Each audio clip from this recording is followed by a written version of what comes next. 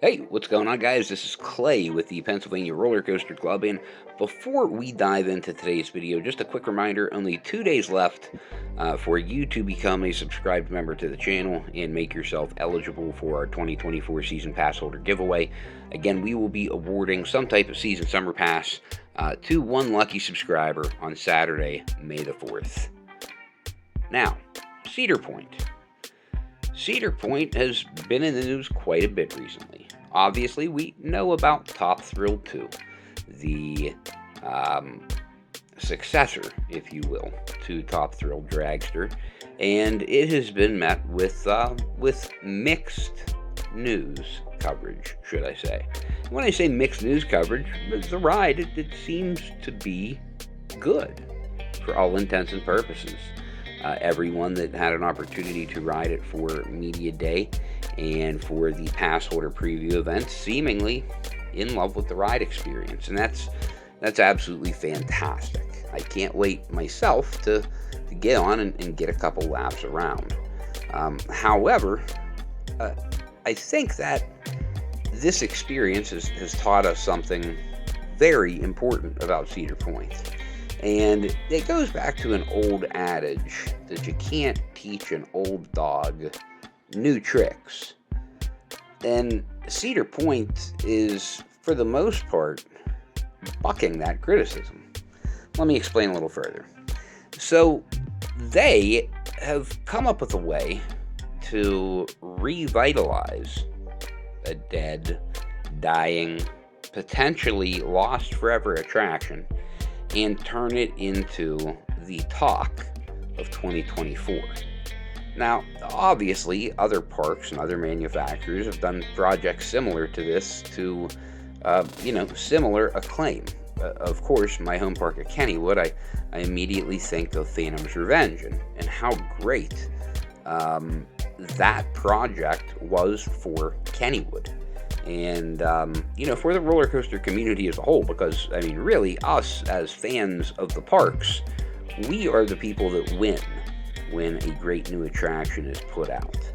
Now, am I going to give the moniker of great new attraction right off the bat to Top Thrill 2? No, I think we need to see some steady and consistent operations and see if we're going to have the dependability and reliability that we all hope for. And if that is the case, then, quite possibly, this could be one of those polarizing type of rides. But how did we get here? Well, it took some courage, I'll tell you that. After having that huge chunk fly off of Top Thrill Dragster, it took courage. So it makes me ask, did Cedar Point find a new recipe for success?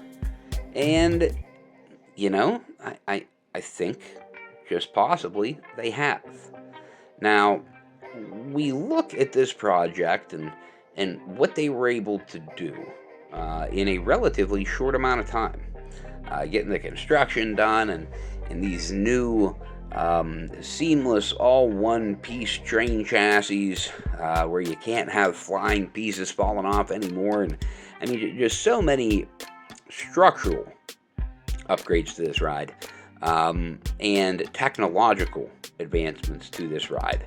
That in itself is enough to get excited about. But I've already put Top Thrill 2 on the back burner. I've already moved on to the next.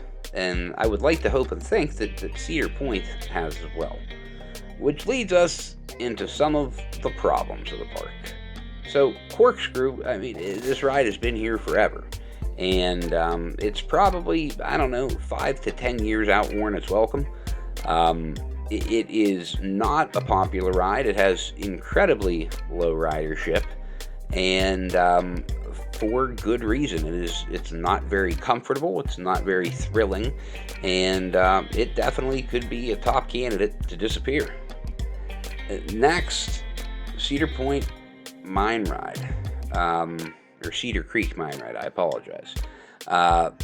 This, unfortunately, I think is going to be here for a while. This is one of just a handful of coasters that are family-friendly, as to where multiple age groups in the family can enjoy the attraction together. And for that reason alone, it's going to be here for a minute. I wish it weren't, but it's gonna. And that brings me to a third ride. Good old Rougarou. Now, when we talk about ridership, I mean, Rougarou is near the bottom of ridership for Cedar Point and has been for a couple of years now. And, I mean, I don't necessarily find this to be a bad and uncomfortable ride. I think that this was one of those projects that perhaps was a little ahead of its time. Perhaps was biting off a little more than they could chew. Just anticipating that you could go with no track, no layout changes, and just swap the trains. I mean, great idea in theory. And Rougarou, for the most part, has operated relatively smoothly. But, man, it has that B&M shake, that B&M rattle, and it's got it bad.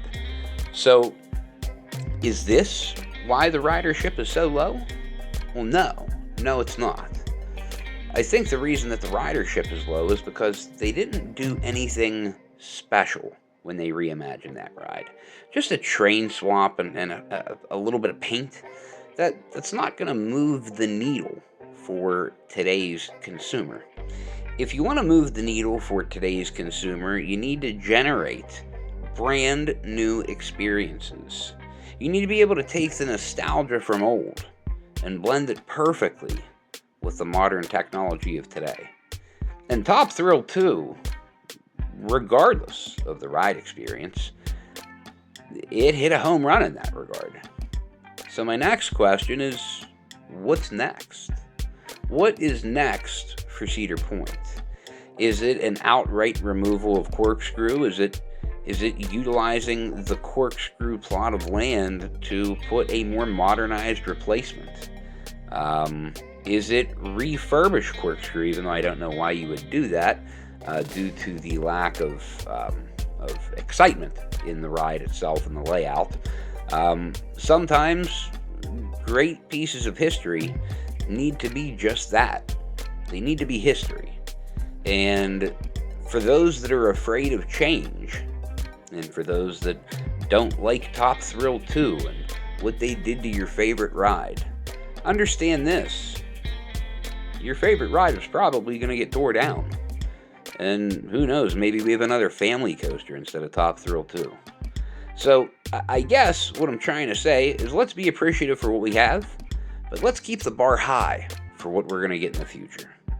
If you guys enjoy content like this, please like, share, subscribe, all of that good stuff. Be sure to turn the notifications on so that you're made aware whenever new videos get uploaded. Let me know in the comments below.